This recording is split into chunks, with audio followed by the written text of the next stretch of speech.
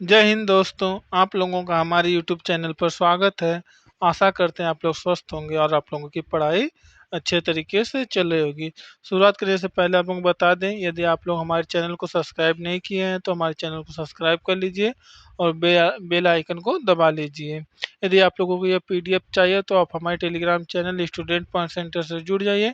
वहाँ पर सारी PDF अवेलेबल रहती है। आप लोग वहाँ से PDF को प्राप्त करके अपनी तैयारी को मजबूत बना सकते हैं। तो चलिए शुरुआत करते हैं आज के सेशन को। आज का पहला प्रश्न हमारा है, सीखने की प्रक्रिया में कौन सा घटक सबसे अधिक महत्वपूर्ण होता है? सीखने की प्रक्रिया में कौन सा घटक सबसे अधिक महत्वपूर्ण होता है? तो इसका सही आंसर जो हमारा ऑप्शन सी अधिगमकर्ता। सीखने की प्रक्रिया में जो अधिगमकर्ता जो महत्वपूर्ण घटक का काम करता है। अगला प्रश्न है हमारा है प्रश्न संख्या 2। प्रश्न संख्या 2 में पूछा है कि बाल विकास का प्रमुख उद्देश्य है। बाल विकास का प्रमुख उद्देश्य क्या होता है? तो इसका सही आंसर हो जाएगा ऑप्शन सी, बच्चों की संपूर्ण क्षमताओं का विकास करना। बाल विकास का प्रमुख उद्देश्य होता है कि बच्चों की संपूर्ण क्षमताओं का विकास करना। अगले प्रश्न पे चलते हैं। प्रश्न संख्या 3। प्रश्न संख्या 3 में पूछा कि मास्टरी लर्निंग का मुख्य उद्देश्य होता है। मास्टरी लर्निंग का मुख्य उद्देश्य क्या होता है? इसका हमारा सही आंसर जो ऑप्शन बी, सभी छात्रों को अधिगम में दक्ष बनाना। सभी छात्रों को अधिगम में दक्ष बनाना जो क्या होता है, मास्टरी लर्निंग का मुख्य उद्देश्य होता है। अगला प्रश्न है प्रश्न संख्या 4। प्रश्न संख्या 4 में पूछा है क्या, कोहलबर्ग के अनुसार नैतिक विकास की पहली अवस्था क्या है? कोहलबर्ग के अनुसार नैतिक विकास की पहली अवस्था क्या है? तो इसका सही आंसर हो जाएगा हमारा ऑप्शन सी, पूर्व पारंपरिक अवस्था। कोहलबर्ग के अनुसार नैतिक विकास की पहली अवस्था क्या होती है? पूर्व पारंपरिक अवस्था होती है। अगला प्रश्न हमारा है प्रश्न संख्या 5। इसमें पूछा है कि बौद्धिक विकास की अवस्था का सिद्धांत किसने दिया है? बौद्धिक विकास की अवस्था का सिद्धांत किसने दिया है? तो इसका सही आंसर जो ऑप्शन सी, पियाजे ने। बौद्धिक विकास की अवस्था का सिद्धांत पियाजे महोदय ने दिया है। अगला प्रश्न हमारा है प्रश्न संख्या 6। प्रश्न संख्या 6 में पूछा है कि बालक को सबसे पहले कौन सी भाषा सीखनी चाहिए? बालक को सबसे पहले कौन सी भाषा सीखनी चाहिए? तो इसका सही आंसर जो हमारा ऑप्शन है, मातृभाषा। बालक को सबसे पहले मातृभाषा की शिक्षा देनी चाहिए। अगला हमारा प्रश्न है प्रश्न संख्या 7। इसमें पूछा है कि अनुबंधनात्मक अनुबोधन का सिद्धांत किसने दिया? अनुबंधनात्मक अनुबोधन का सिद्धांत किसने दिया? तो इसका सही आंसर जो ऑप्शन सी, पावलाव महोदय ने दिया। पावलाव महोदय ने अनुबंधनात्मक अनुबोधन का सिद्धांत दिया। प्रश्न संख्या 8 में पूछा है कि प्रभाव का नियम किसने प्रस्तुत किया? प्रभाव का नियम, लॉ ऑफ इफेक्ट का नियम किसने दिया? तो इसका सही आंसर हमारा ऑप्शन है, थॉर्नडाइक ने।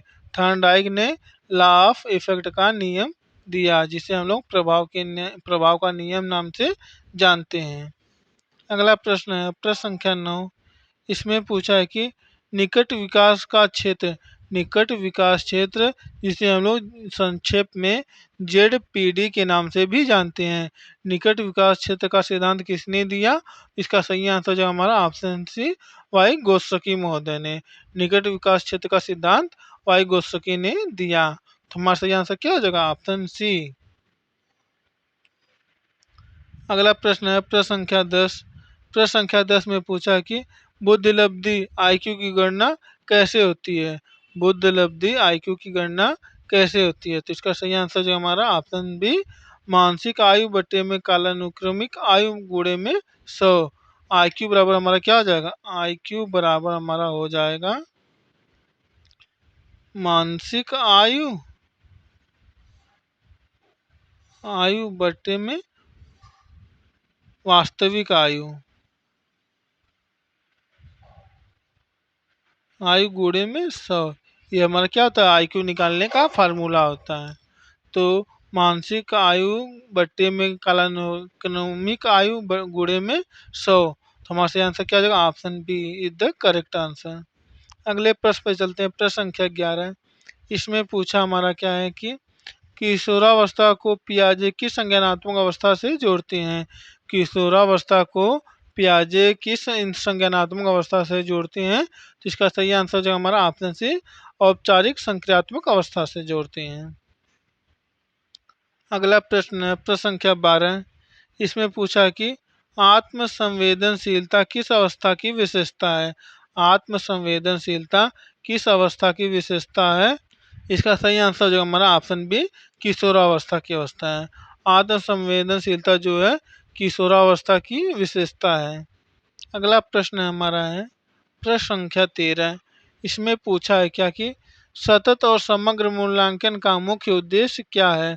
सतत और समग्र मूल्यांकन का मुख्य उद्देश्य क्या होता है? तो इसका सही आंसर जो हमारा ऑप्शन बी बच्चों का पूर्ण विकास करना।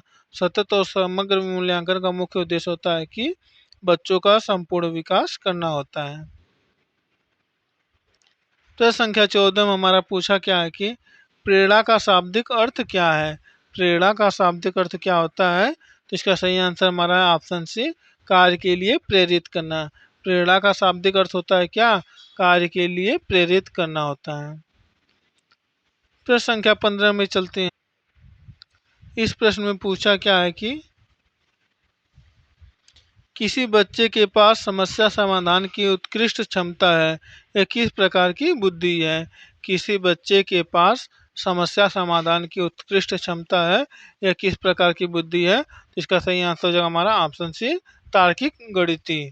इस चैनल पर हम लोग जानते क्या करते हैं, ईवीएस के, हिंदी के, सामान्य अध्ययन के और सीडीपी के सभी प्रश्नों को सॉल्व कराते हैं। आप लोग इस चैनल से जुड़ के आप हमारे इस चैनल से जुड़ के सीटेट के परीक्षा के लिए तैयारी को मजबूत बना सकते हैं। तो चलिए अगले प्रश्न पर चलते हैं। प्रश्न संख्या 16 में पूछा है कि सीखने की प्रक्रिया को सबसे अधिक प्रभावित करता है। सीखने की प्रक्रिया को सबसे अधिक कौन प्रभावित करता है? इसका सही आंसर जो है हमारा ऑप्शन सी शिक्षक का व्यवहार। सीखने की प्रक्रिया को सबसे अधिक क्या प्रभावित करता है? शिक्षक का व्यवहार। प्रश्न संख्या 17 में पूछा है क्या बहुबुद्धि सिद्धांत किसने दिया? बहुबुद्धि का सिद्धांत किसने दिया? तो इसका सही आंसर जो हमारा ऑप्शन है गार्डनर ने। गार्डनर ने बहुबुद्धि सिद्धांत का नियम दिया। अगले प्रश्न पे चलते हैं। प्रश्न संख्या 18। इसमें पूछा है कि कौन सा कारक बालक के व्यक्तित्व निर्माण में योगदान देता है? कौन सा कारक बालक की व्यक्तित्व निर्माण में योगदान देता है? इसका सही आंसर जो है हमारा उपरयुक्त सभी। अनुवांशिकता, वातावरण और शिक्षा, ये जो तीनों हैं बालक के व्यक्तित्व निर्माण में योगदान अपना देते हैं। प्रश्न संख्या 20 में पूछा है कि कौन सा एक सृजनात्मकता का गुण नहीं है? कौन सा एक सृजनात्मकता का गुण नहीं है? तो इसका सही आंसर जो है हमारा ऑप्शन सी अनुकरण। अनुकरण जो है सृजनात्मकता का गुण नहीं है। अगले प्रश्न पे चलते हैं। प्रश्न संख्या 20। प्रश्न संख्या 20 में हमारा पूछा है क्या बच्चों की शिक्षा में खेलों का क्या महत्व है? बच्चों की शिक्षा में खेलों का क्या महत्व है?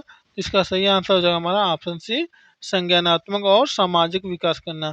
बच्चों की शिक्षा में खेलों के द्वारा हम लोग संज्ञानात्मक और सामाजिक विकास करते हैं। अगले प्रश्न पे चलते हैं। प्रश्न संख्या 21। प्रश्न संख्या 21 में पूछा है कि कौन सी अवस्था में आत्मसम्मान सबसे अधिक संवेदनशील होता है? कौन सी अवस्था में आत्मसम्मान सबसे अधिक संवेदनशील होता है? तो इसका सही आंसर जो है हमारा ऑप्शन सी किशोरावस्था। किशोरावस्था में जो है आत्मसम्मान की जो सबसे बड़ी संवेदनशील अवस्था होती है। प्रश्न संख्या 22 में हमारा पूछा है कि दृष्टिकोण किसका उदाहरण है?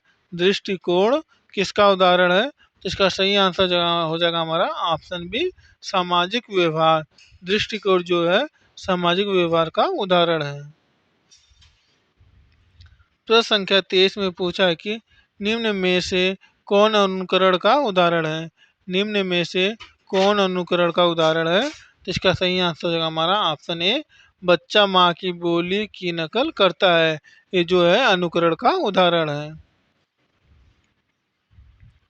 प्रश्न संख्या 25 में पूछा है कि विकास की प्रक्रिया कैसी होती है? विकास की प्रक्रिया कैसी होती है? तो इसका सही आंसर हो जाएगा हमारा ऑप्शन बी, सतत। विकास एक सतत प्रक्रिया है। जो विकास जो है बच्चे के जन्म से लेकर जब तक उसकी मृत्यु नहीं हो जाती है तब तक कुछ न कुछ बच्चे के बुद्धि में, शारीरिक में कुछ न कुछ विकास होता रहता है। तो विकास जो है एक सतत होने वाली प्रक्रिया है। अगले प्रश्न में चलते हैं। प्रश्न संख्या 25। प्रश्न संख्या 25 में पूछा है कि कक्षा में विविधता का अर्थ क्या है? कक्षा में विविधता का अर्थ क्या है? तो इसका सही आंसर हो जाएगा हमारा ऑप्शन बी, विभिन्न प्रकार के छात्र। कक्षा में विविधता का तात्पर्य इससे है कि बच्चे की मानसिक क्षमता क्या है, शारीरिक क्षमता क्या है, उसकी किसी समस्या के प्रति जागरूकता क्या है और किसी के सीखने के प्रति कितनी उसकी उत्सुकता है। ये विभिन्न प्रकार की क्या हो सकती हैं, विविधता हो सकती हैं। अगले प्रश्न पर चलते हैं। प्रश्न संख्या 26।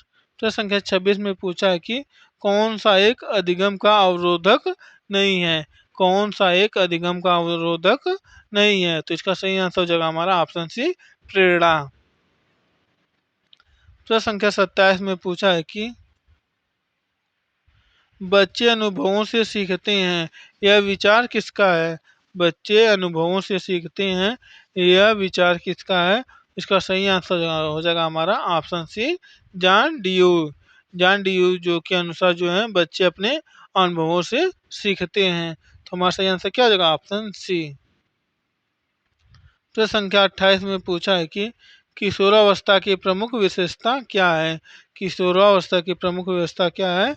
इसका सही आंसर हो जाएगा ऑप्शन डी, शारीरिक विकास, आत्मचेतन और सामाजिक विरोध।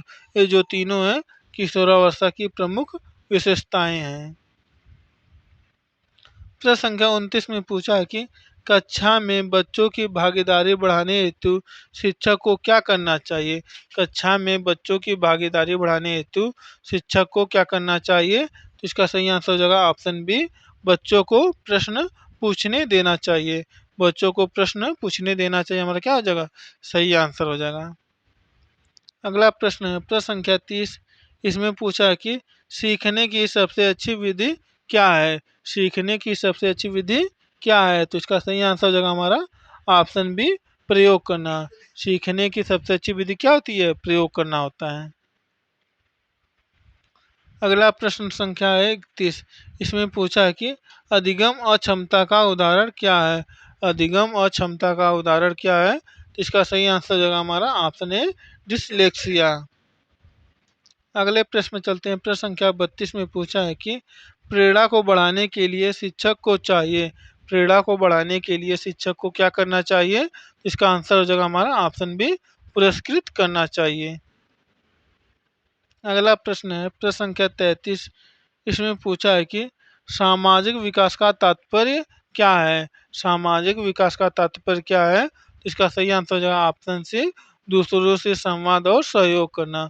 दूसरों से संवाद और सहयोग करना जो है सामाजिक विकास का तात्पर्य है। प्रश्न संख्या 34 में पूछा है कि सीखने की प्रक्रिया में भूल को कैसे देखा जाना चाहिए? सीखने की प्रक्रिया में भूल को कैसे देखा जाना चाहिए? इसका सही आंसर हो जाएगा हमारा ऑप्शन सी, सुधार का अवसर। अगले प्रश्न में चलते हैं। प्रश्न संख्या 35। इसमें पूछा है कि बालक की शिक्षा किस प्रकार होनी चाहिए?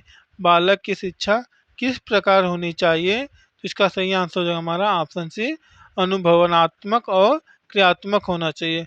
बालक की जो शिक्षा है अनुभवात्मक और क्रियात्मक होना चाहिए। अगला प्रश्न है प्रश्न संख्या 36। इसमें पूछा है कि बच्चों की जिज्ञासा को बढ़ावा देना किसका कार्य है? बच्चों की जिज्ञासा को बढ़ावा देना किसका कार्य होता है? तो इसका सही आंसर हो जाएगा ऑप्शन सी, शिक्षक का। अगला प्रश्न है प्रश्न संख्या 37। इसमें पूछा कि रचनात्मक अधिगम का अर्थ क्या है? रचनात्मक अधिगम का अर्थ क्या होता है? इसका सही आंसर हो जाएगा ऑप्शन बी, समझकर सीखना। रचनात्मक अधिगम का अर्थ होता है कि बच्चे समझकर सीखें। अगले प्रश्न में चलते हैं। प्रश्न संख्या 38। इसमें पूछा है कि वाई गोस्की के अनुसार अधिगम में सबसे महत्वपूर्ण क्या है? वाई गोस्की के अनुसार अधिगम में सबसे महत्वपूर्ण क्या है? इसका सही आंसर हो जाएगा हमारा ऑप्शन ए, समाज और संस्कृति। प्रश्न संख्या 39 में पूछा है कि निम्नलिखित में कौन सा सीखने की बाधा नहीं है? निम्नलिखित में से कौन सा सीखने की बाधा नहीं है? इसका सही आंसर हो जाएगा ऑप्शन बी, आत्मविश्वास। प्रश्न संख्या 40 है। प्रश्न संख्या 40 में पूछा है कि बालक के सामाजिक गुणों का विकास मुख्य रूप से किससे होता है? बालक के सामाजिक गुणों का विकास मुख्य रूप से किससे होता है? तो इसका सही आंसर हो जाएगा ऑप्शन डी, सभी से। बालक के सामाजिक गुणों का विकास जो है परिवार से भी होता है, खेलकूद से भी होता है और पाठशाला, इन सभी से होता है। तो हमारा सही आंसर क्या हो जाएगा? उपर्युक्त सभी। प्रश्न संख्या 41 में पूछा है कि पियाजे ने संज्ञानात्मक विकास को कितने चरणों में बांटा है? यह बहुत ही इम्पोर्टेंट प्रश्न है। यह सभी एग्जामों में पूछा जाता है। जब भी जितने भी सीटेट के एग्जाम होते हैं उन सभी परीक्षाओं में यह प्रश्न अधिकांशतः पूछा गया है। तो यह प्रश्न क्या है? बहुत ही इम्पोर्टेंट है, इसलिए आप लोग इसको बहुत ही ध्यान में रखिएगा। इसमें पूछा है कि पियाजे ने संज्ञानात्मक विकास को कितने चरणों में बांटा है? इसका सही आंसर हो जाएगा हमारा ऑप्शन सी, 4 चरणों में। पियाजे ने संज्ञानात्मक विकास को 4 चरणों में बांटा है। प्रश्न संख्या 42 में पूछा है कि विकास में उत्तरदायित्व किसका अधिक होता है? विकास में उत्तरदायित्व किसका अधिक होता है? इसका सही आंसर हो जाएगा ऑप्शन डी, उपर्युक्त सभी का। शिक्षक का, माता पिता का और स्वयं बालक का, इन सभी का क्या होता है? बालक के विकास में अत्यधिक महत्वपूर्ण योगदान होता है। प्रश्न संख्या 43 में पूछा है कि किस अवस्था में भाषा का तीव्र विकास होता है? किस अवस्था में भाषा का तीव्र विकास होता है? तो इसका सही आंसर हो जाएगा ऑप्शन बी, पूर्व बाल्यावस्था।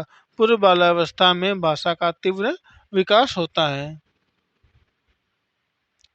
प्रश्न संख्या 44 में पूछा है कि बच्चों में आत्म प्रेरणा को विकसित करने के लिए शिक्षक को क्या करना चाहिए? बच्चों में आत्म प्रेरणा को विकसित करने के लिए शिक्षक को क्या करना चाहिए? इसका सही आंसर है ऑप्शन सी, स्वतंत्रता देना। प्रश्न संख्या 45 में पूछा है कि समायोजन का अर्थ क्या है? समायोजन का अर्थ क्या है? इसका सही आंसर हो जाएगा ऑप्शन बी, नया वातावरण अपनाना। समायोजन का अर्थ होता है कि नया वातावरण को अपनाना। अगला प्रश्न है प्रश्न संख्या 46। इसमें पूछा है कि सीखना किस पर निर्भर करता है? सीखना जो है किस पर निर्भर करता है? इसका सही आंसर हो जाएगा ऑप्शन सी, पूर्व ज्ञान पर। सीखना जो है बच्चों के पूर्व ज्ञान पर निर्भर करता है। अगला प्रश्न है प्रश्न संख्या 47। इसमें पूछा है कि निम्न में से कौन सा सामाजिक अधिगम का उदाहरण है? निम्न में से कौन सामाजिक अधिगम का उदाहरण है? तो इसका सही आंसर है ऑप्शन बी, समूह में कार्य करना। सामाजिक अधिगम का मुख्य उदाहरण क्या है? समूह में कार्य करना। अगला प्रश्न है प्रश्न संख्या 48। इसमें पूछा है कि समेकित शिक्षा का मुख्य उद्देश्य क्या है? समेकित शिक्षा का मुख्य उद्देश्य क्या होता है? इसका सही आंसर है ऑप्शन बी, सभी बच्चों को समान अवसर देना। समेकित शिक्षा का अर्थ होता है कि सभी बच्चों को समान अवसर देना। प्रश्न संख्या 49 है। इसमें पूछा है कि सीखने की प्रक्रिया में प्रयोगवाद का दृष्टिकोण किसका है? सीखने की प्रक्रिया में प्रयोगवाद का दृष्टिकोण किसका है? इसका सही आंसर है ऑप्शन बी, डीयूई का। डीयूई का जो है सीखने की प्रक्रिया में प्रयोगवाद का महत्वपूर्ण योगदान है। अगला प्रश्न है प्रश्न संख्या 50। यह आज का हमारा आखिरी प्रश्न है। इसमें पूछा है कि किस प्रकार की बुद्धि से व्यक्ति दूसरों की भावनाओं को समझ पाता है? किस प्रकार की बुद्धि से व्यक्ति दूसरों की भावनाओं को समझ पाता है? इसका सही आंसर है हमारा ऑप्शन डी, सामाजिक या अंतर्वैयक्तिक बुद्धि के द्वारा जो क्या करता है, एक व्यक्ति दूसरे व्यक्ति की भावनाओं को समझ पाता है। तो दोस्तों आज के लिए इतना ही। बाकी की वीडियो पढ़ने के लिए आप हमारे चैनल को सब्सक्राइब कीजिए, वीडियो को लाइक कीजिए और वीडियो को ज़्यादा से ज़्यादा शेयर कीजिए। यदि आप लोगों को यह पीडीएफ चाहिए तो आप हमारे Telegram channel student point centre से जुड़ जाइए। वहाँ पर हम यह पीडीएफ को डाल देंगे। आप लोग वहाँ से इस पीडीएफ को प्राप्त करके अपनी तैयारी को मजबूत बना सकते हैं। तो दोस्तों आज के लिए बस इतना ही। जय हिंद, जय भारत।